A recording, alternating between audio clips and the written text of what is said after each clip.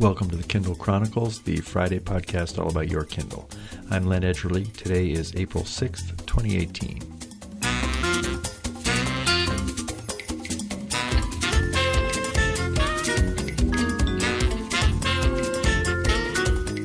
Greetings from Cambridge, Massachusetts, where spring turned cold and snowy this afternoon. Kind of pretty, but gee, I'm ready for summer, I'll have to say.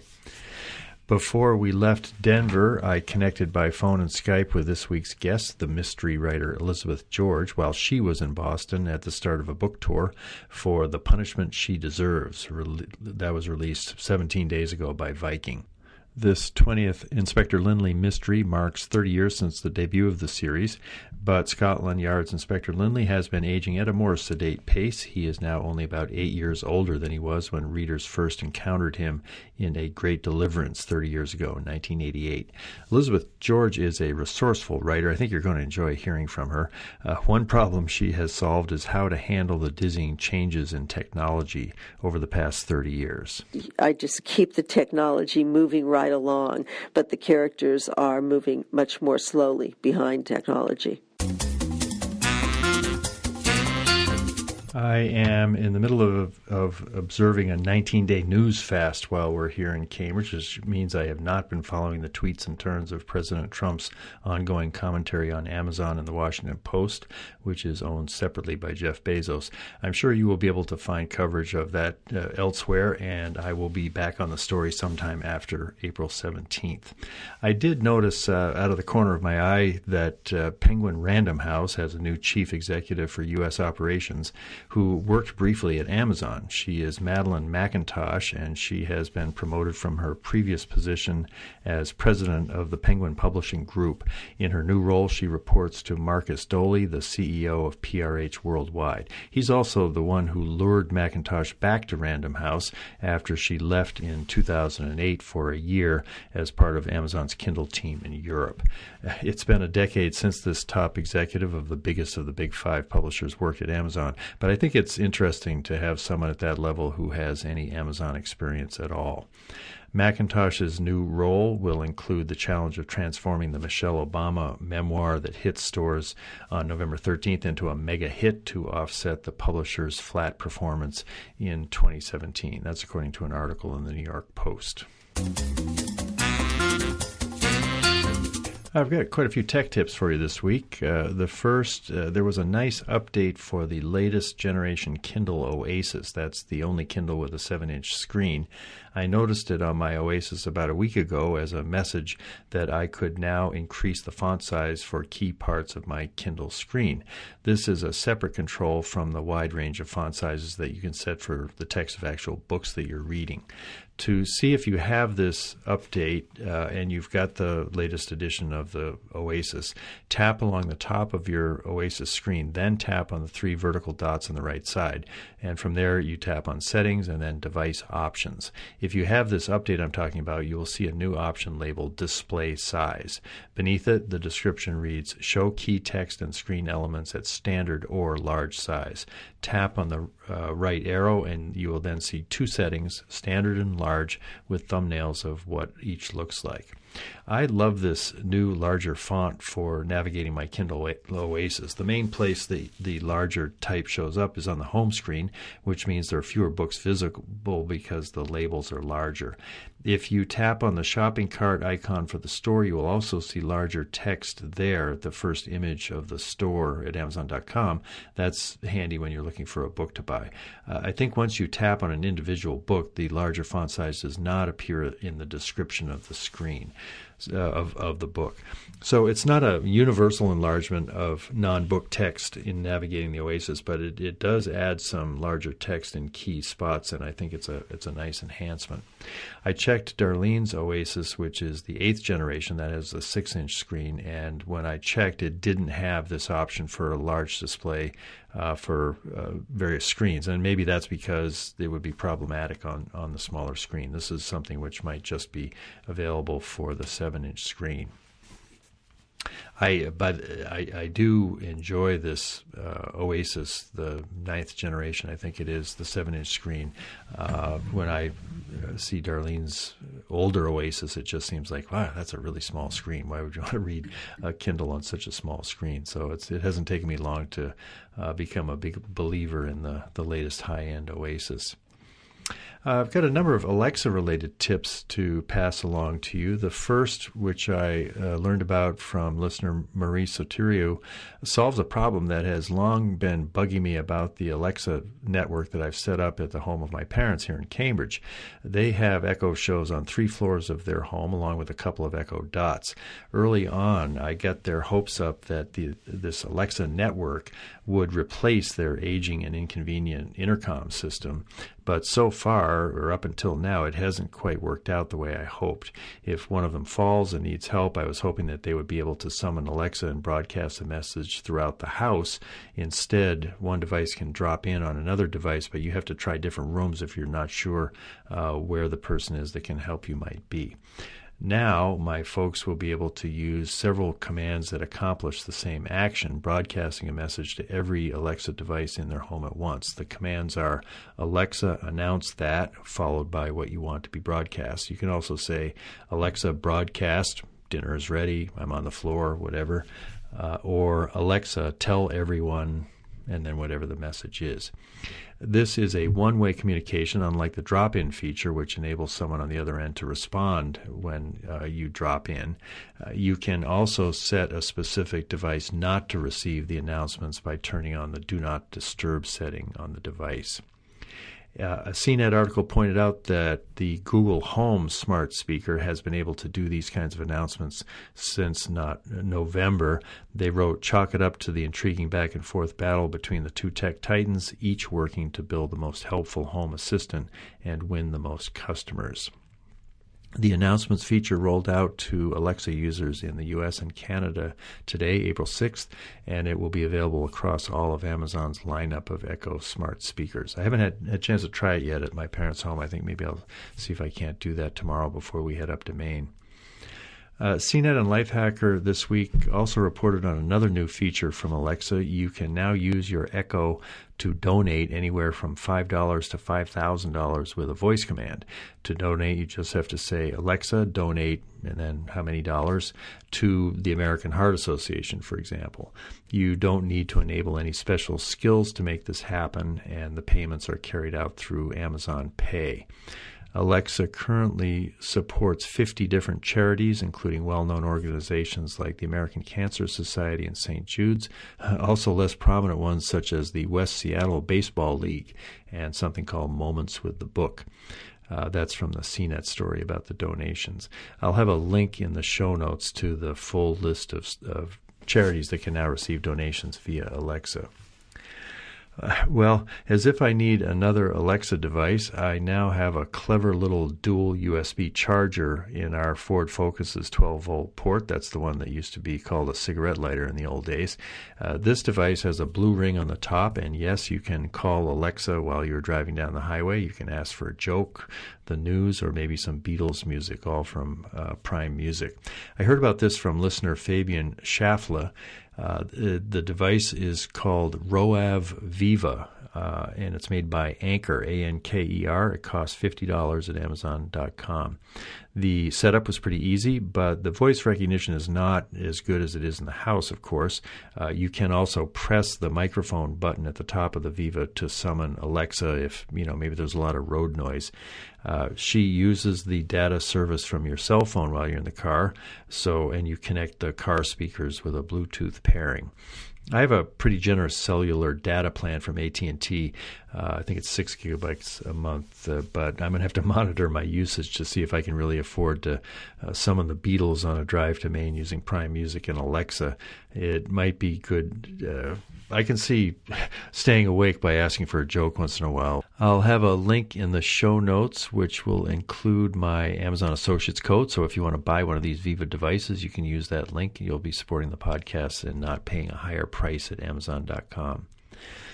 By the way, I noticed last month, I haven't really been talking about the Amazon Associates links, but they generated more than $250 last month in commission payments, and that does help for hosting fees, travel, some of the spending I do to support the show. We don't have any ads or any other source of revenue for the show, and it really does help out. I think some of you in the past have made a bookmark out of the Amazon display ad at the upper right corner of the website, thekindlechronicles.com, and that's an easy way to navigate to Amazon with the Kindle Chronicles Associates code embedded. So if you set something up on your browser and then you're going to Amazon to shop, if you just click there, everything you buy within 24 hours will generate a commission, and that can add up, and it's much appreciated. There is a tech tip for the Fire 7 and Fire HD 8, the 2017 version of the Fire. You can now or will soon be able to use voice commands to ask Alexa to perform actions without pressing the home icon on the tablets. You just need to have the device plugged into power, or the screen has to be on. I tried this tonight on my Fire HD 8, and it didn't seem to work, so it may be that the update is rolling out wirelessly and I haven't gotten it yet. My Fire HD 10 already had this capability, and it's kind of cool. It makes the tablet into yet another Alexa device.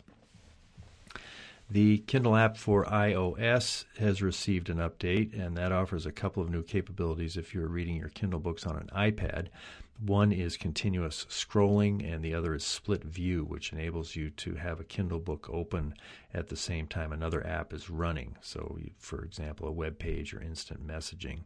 I'm sorry that continuous scrolling isn't on my iPhone Kindle app yet. Maybe that'll come later. I remember the Fire phone had continuous scrolling on a Kindle book, and you could even kind of activate it by moving your head as if it was watching where your eyes were. That was very cool, the Fire phone.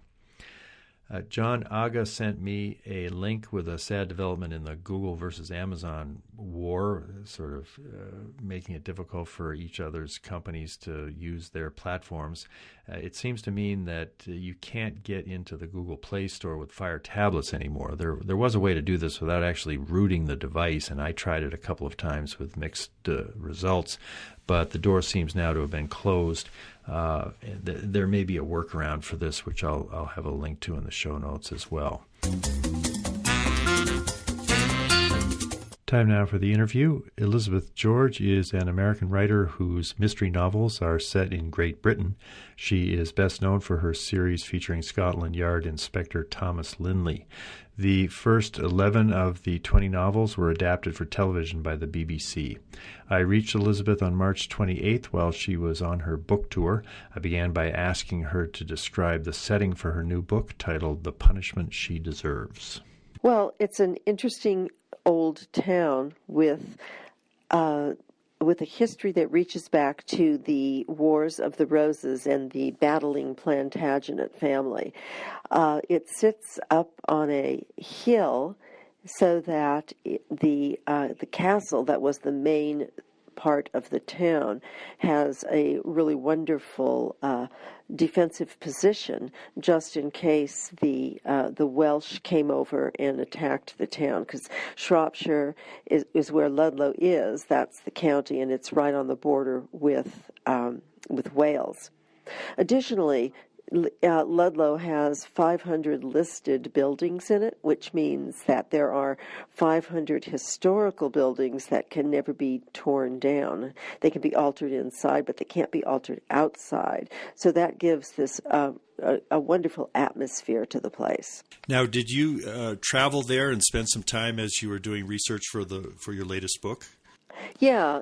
I had been there many years ago with my goddaughter when she graduated from high school, and so I wanted to see if I could use it as a place for one of my novels. So when I went there, I was doing that with that in mind, revisiting it and seeing if it was going to suggest story to me, which indeed it did. And what brings Detective Sergeant Barbara Havers and Detective Inspector Thomas Lynley to Ludlow in your latest book? Well, what has happened prior to the book's opening is that Thomas is that a man called Ian Druitt, who is a deacon in the Anglican Church, has committed suicide in the unmanned police station in town. I say unmanned because the Shropshire police have undergone quite a reduction in force, and it's affected 3 counties, one of which is Shropshire. So a number of police stations are closed down, and a number are actually for sale.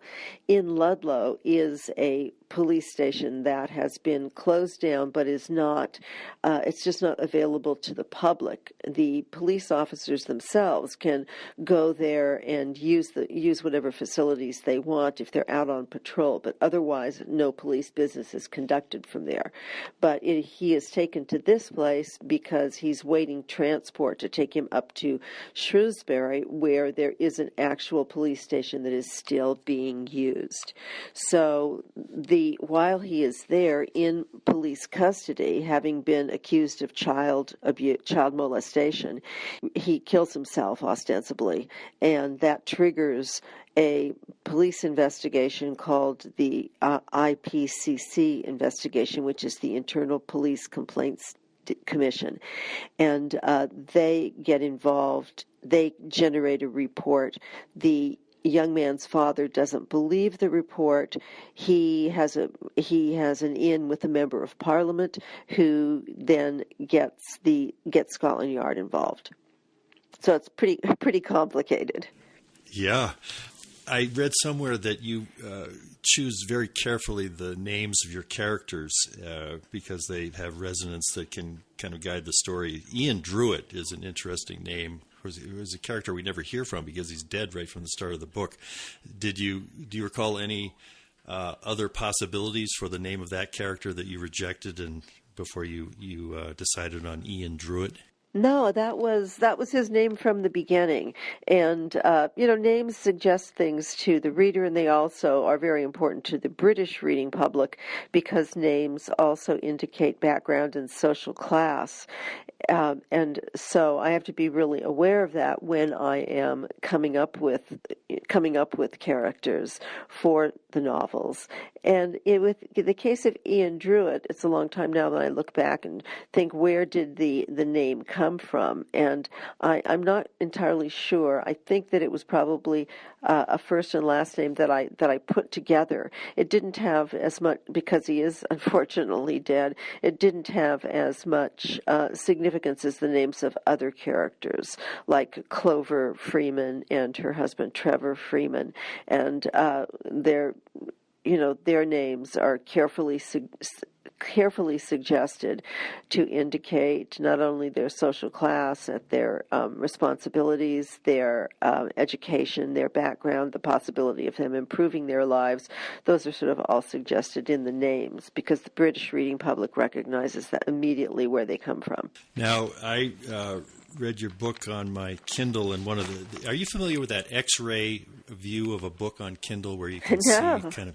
Oh, it's really cool because you can, if you tap on the name of a character like Barbara Havers, it'll immediately pull up every time that she's been mentioned in the book, and it counts them there. She's mentioned 1,119 times in this book, and Thomas Lynley, by comparison, is mentioned 780 times. So you can that's a way of saying that in some ways this book is more about Barbara Havers than Thomas Lynley, at least by the times they're mentioned. That's interesting. Yeah, and in a sense it is, because when she first goes to Ludlow to investigate the investigation that has taken place, she goes not with Thomas Lynley, her regular partner, but with Isabel Artery. And then later she is sent back to Ludlow, and this time in the company of Thomas Lynley. So that would be why there are many more mentions of Barbara Havers than there are of Thomas Lynley. Yeah. Now, in each of your books, this is the 20th in this series, if someone has read most or a lot of the previous books, in this latest book, will they learn something new about the character of Barbara Havers that hasn't kind of emerged yet in the telling of the series? Oh, yes, because Barbara Havers now has taken up tap dancing. Oh, that's right. That's something entirely new. Yeah, and then her story moves forward a little bit too. The story that moves forward the most is Isabel Ardrey's story, because when I am doing a book like this, one of the things that I'm looking for is the story among the continuing characters that would be thematically unified with the rest of the book. And if it's thematically unified, that tells me that I can feature that particular character's story in the novel. I see. And Isabel has appeared in previous novels in the series? Yeah, Isabel's first appearance was in a book called Playing for the Ashes, which is starts with a fire investigation, and she is the officer in charge of fire investigations in that book. So that's the first time the reader ever meets her, and then the reader sees her again when Malcolm Webberley is forced into retirement in a book called A Traitor to Memory, and then Isabel is the person who replaces him.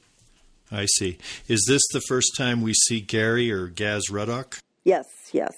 This is Gaz Ruddock has just a one-time appearance, and that is in he's a character in this novel, but not in other novels. Can you tell yet whether he might show up again in a future novel? No, I can't. No. Yeah, he's kind of stuck in Ludlow, probably. Yes. Yes. Now, your first book in the Lynley series, A Great Deliverance, that was released 30 years ago. I think you said that compared with Agatha Christie books, your characters, you perceive them advancing in time and changing. They're not just stuck in the same place with every story. So do you see Lynley now as about 30 years older than when readers first met him? No, not at all. Because what I decided to do is to move the characters slowly through time. So he is now about, I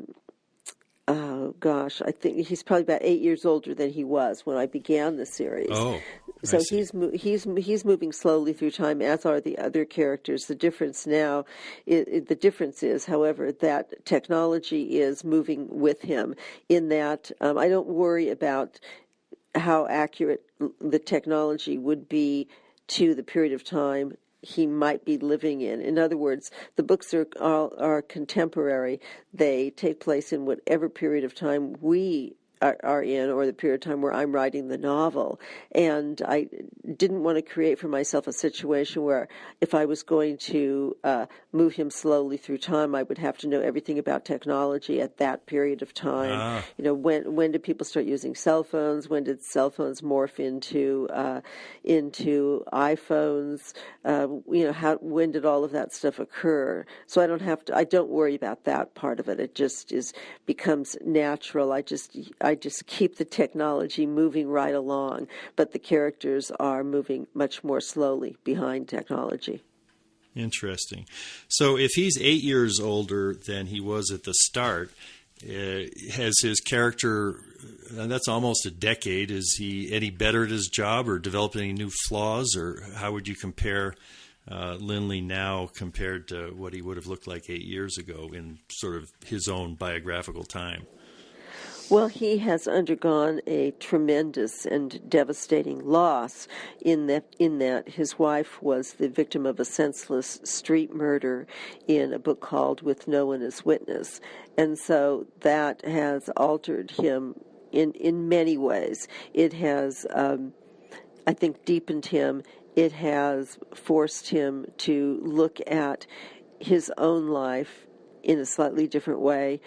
It has also put him in the position of getting to know people that he wouldn't have gotten to know if he were still married to Helen. So there have been a lot of changes for him. The essential part of him and the essential characteristic that he has that Webberley initially tells Havers she could learn from him is compassion. He has a huge amount of compassion for his fellow human beings. When you're writing a book, kind of in the midst of it or at any particular challenging phase, where do you turn when you encounter difficulty to get you through whatever difficulties you might find in the writing? Well, the late Sue Grafton said to me something that was really helpful one time. I was talking about a difficulty I was having in the book with the character, and she said to me, if you know the question, you do know the answer. And that was really helpful, because what that told me is that if I could articulate what was wrong with the book, or what difficulty I was having with the book, then buried somewhere in my head was going to be the solution to that problem. And that turned out to be absolutely true. So what I always do is I keep forging forward in whatever part of the novel I'm working on, whether it is the creation of characters or the running plot outline or the rough draft. I just keep moving forward. Interesting. You've also talked about the difference between the art of writing and the craft of writing, that you can teach craft, but you can't teach art. And now that you've been at this for 30 years in this particular series, do you think you experience the art of writing differently than you did 30 years ago, or is it a pretty similar space that gives you the gifts of putting a story together? Well, over the 30 years, I've developed my process, and my process is all about how I put a story together, and what I do, and in the order in which I do it. So I would say that I have grown a lot, and I've also found, though, that by following this particular process, I have avoided the pitfalls of writer's block. And I've also seen you said that in each book you stretch for the next level in your own artistry and writing. When you think of the writing of The Punishment She Deserves, was there a particular aspect of your artistry that you were consciously stretching and maybe getting a little out of your comfort zone to expand your powers? That's an interesting question. I think that for me, the challenge in this book refers mostly to the way the book was plotted. This book had to be plotted in such a way that the reader was behind the wave rather than in front of the wave or on top of the wave, that the reader is swimming as fast as they can to kind of keep up with the developments in the story.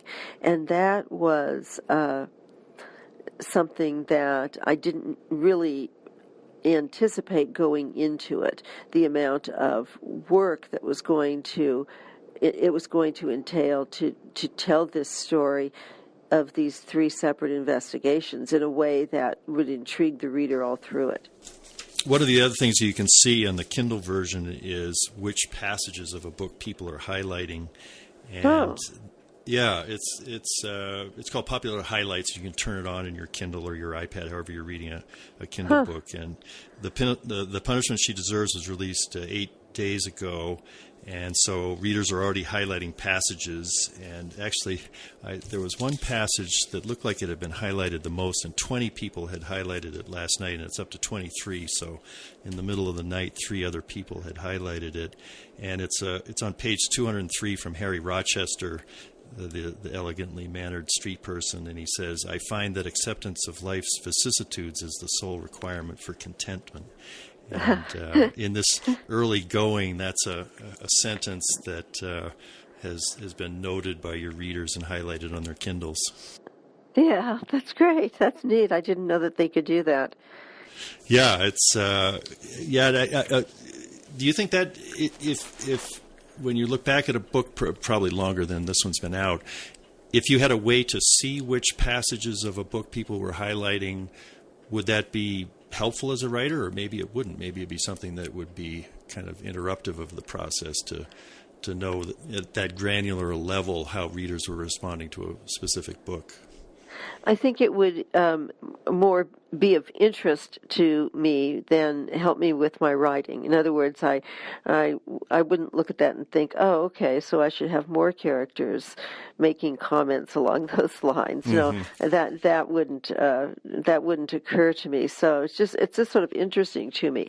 I've had people come up and hand me Xeroxed copies of different passages in my books and say that they carry this with them all the time. And I'm very touched by that. It's always intensely gratifying to realize that I could write something that would resonate with people in such a way.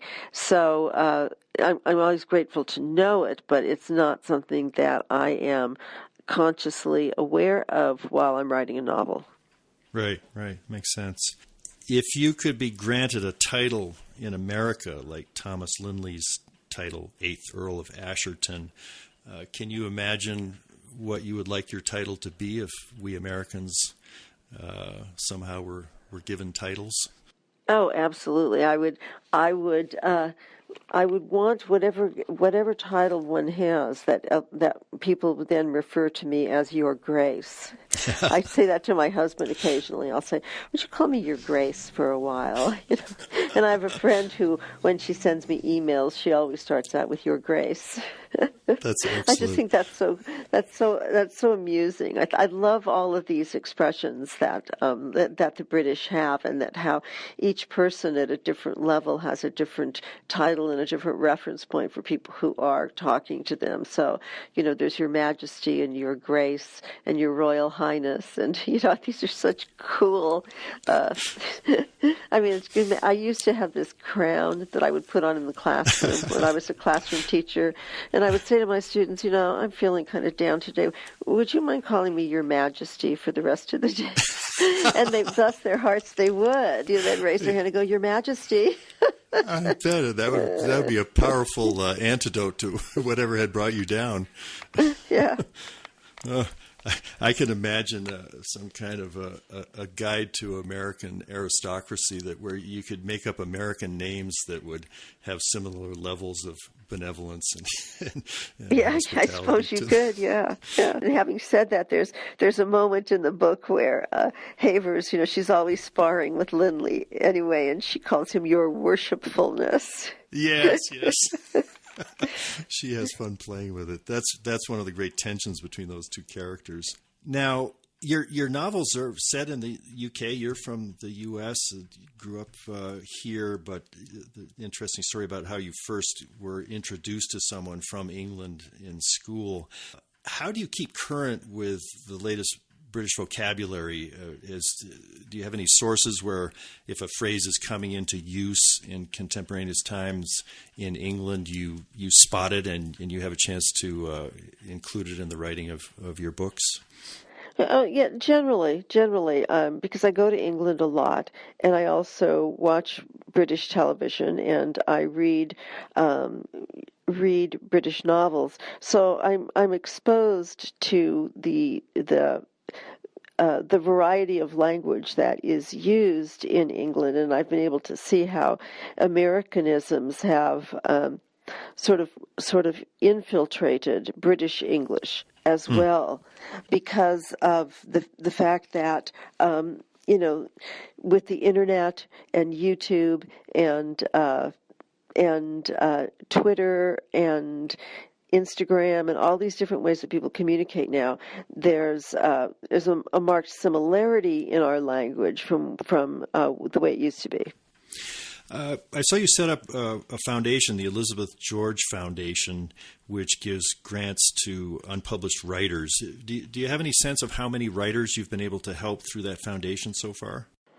Oh, gosh, no, I don't. We have been operating since 1999, so I really, really don't know. I could only say that in the past few years of giving grants, we have, out of a body of applicants, we've probably in the last 3 years chosen 17 writers each year to receive a grant. But other than that, I don't know. You'd have to talk to my assistant because she keeps all those records. Right. What led you to start that foundation? Well, I've always been a person who likes to give and who likes to share, and so when I found myself in a position that I could actually help other writers by giving them a grant that would allow them, an unpublished writer specifically, to see what it was like to live as a writer for a year.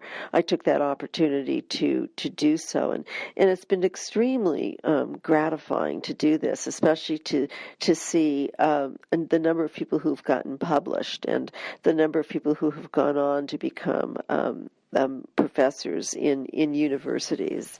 It's just really, frankly, a lot of fun to do, and I have a board of trustees who make the ultimate decision. I get involved in the first two stages of it, which is the stages in which I go over all the applications and then meet with two of the members of the board, and then we winnow down the applications. Usually there are over 100 of them, and we winnow them down to 35, and then and that ends my involvement until the board meeting, where I'm the tiebreaker basically. Mm-hmm.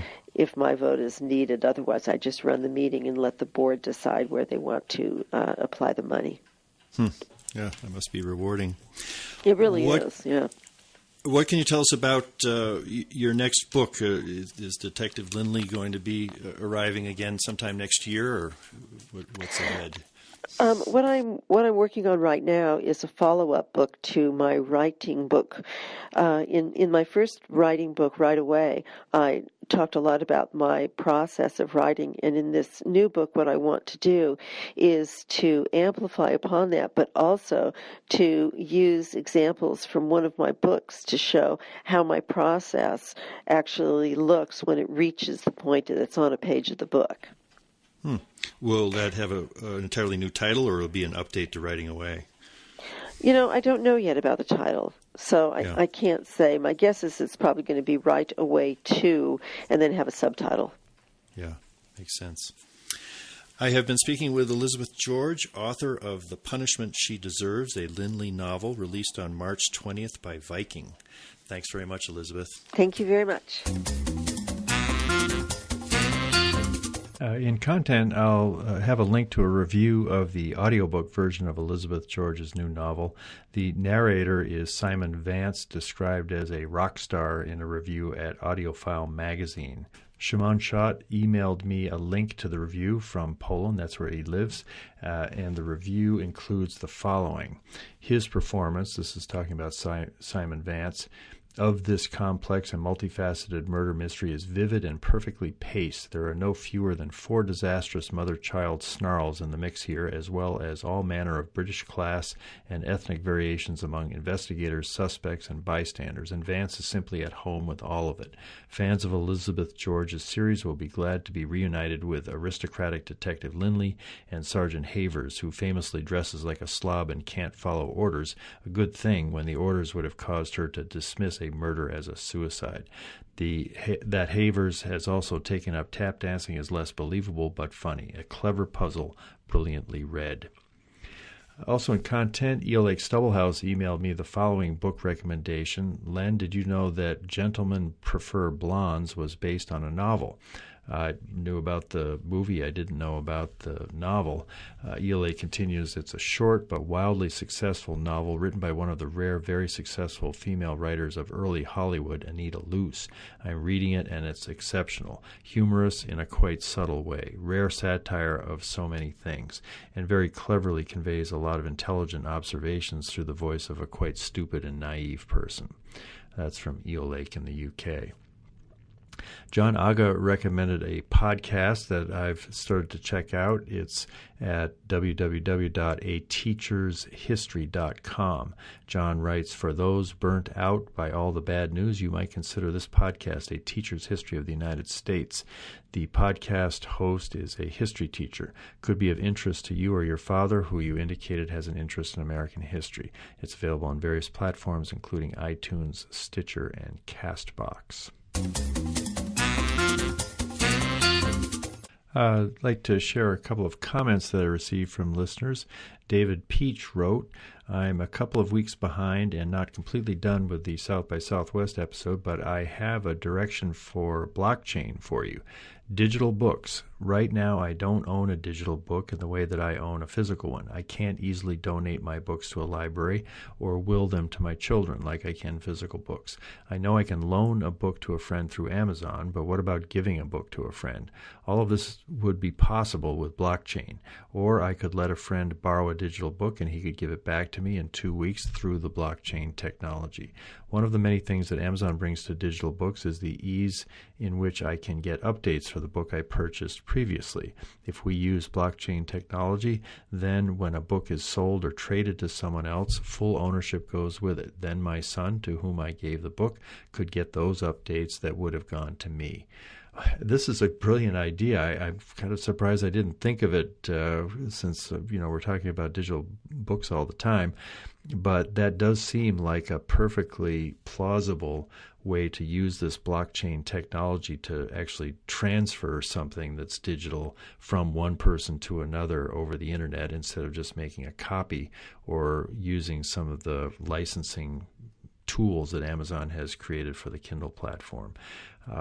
David does his own video podcast teaching sign language, and he is going to join me in Nashville this fall to help cover the Digital Book World Conference, which is shaping up to be the Super Bowl of digital publishing, with a terrific program being put together by Bradley Metrock, who purchased the conference from the previous owners when it was held up in New York. I'm really looking forward to heading to Nashville in October. And I'll have a link to the Digital Book World at the show notes. So if you're in the area and you want to hear some great presentations about digital publishing, I think that's shaping up to be a major event. I also received this from Karen Horvath. Hi, Len. Happy Easter. I was listening to your podcast with the guy from Readly and heard that Scribd went back to unlimited. I hadn't heard that, oddly, because from time to time I had given myself a month of the service. I am enjoying it again and finding that there are many good titles available. I am wondering how they could afford to go back to this model and why they did not email their past customers about it. Is there any chance you could interview them? Thanks. Keep up the good work. Enjoy your show. Karen Horvath in Seattle. That would be a good idea for an interview. I think I met the guy who runs Scribd, maybe at Book Expo America, BEA, and I think that would be interesting to find out, because they have gone back and forth in how they've handled the Kindle Unlimited style of a book subscription. And I think for a while they were kind of getting bombed by people who read romance novels just using the service so much. They were going back to the buffet over and over again in a way that kind of broke the model. But they have some kind of a tweak to it now, which I hope is going to be sustainable. They have the benefit of having books from the major publishers as part of their subscription program, and the major publishers have at this point been sort of refusing to be part of Kindle Unlimited, which is unfortunate, but it does give a lot of opportunity for Amazon publishing books to be featured in Kindle Unlimited and also available at good prices. That's it for this week. My guest next week will be Mark Isero, who is founder of the Kindle Classroom Project out in California. He's also the author of the Highlighter newsletter and podcast on race, education, and culture. Longtime listener, and it'll be fun to catch up with his various projects, especially that Kindle Classroom Project. I'm very interested to learn more about that. There's been a tech development for Darlene and me involving the Tesla. She stood in line 2 years ago outside a mall in Denver to become one of the first people to sign up for the Model 3, the much more affordable Tesla. And we received an email last week that that was asking what color we want and configuring it for delivery in 3 to 6 weeks, which now is 2 to 5 weeks out. We've decided to have it delivered here in Boston. We'll be picking it up in Dedham when we return from Denver. And I've been reading a lot about the problems, the accidents, some of the tragic accidents involving the cars. But this enhanced autopilot, from what I've seen in YouTube demonstrations, looks amazing. You when you lock on a highway, it can see the car in front of you and the car in front of that, and you can move out into the other lanes. You have to I think you have to keep your hands very close to the wheel or on the wheel. You certainly don't want to be playing video games while you're driving down the road at 65 miles an hour. But we ordered a bright red one, and we're building a garage here in the house in Cambridge, which won't be ready in time for the Tesla, but eventually we'll have a place to park it and a charging post in the garage. Pretty exciting stuff. I may have to revive that podcast I did, the Edge of the Road, a while back. This is Len Edgerly for the Kindle Chronicles from Cambridge, Massachusetts. I really appreciate your taking the time to listen to my show. Have a great day. Bye.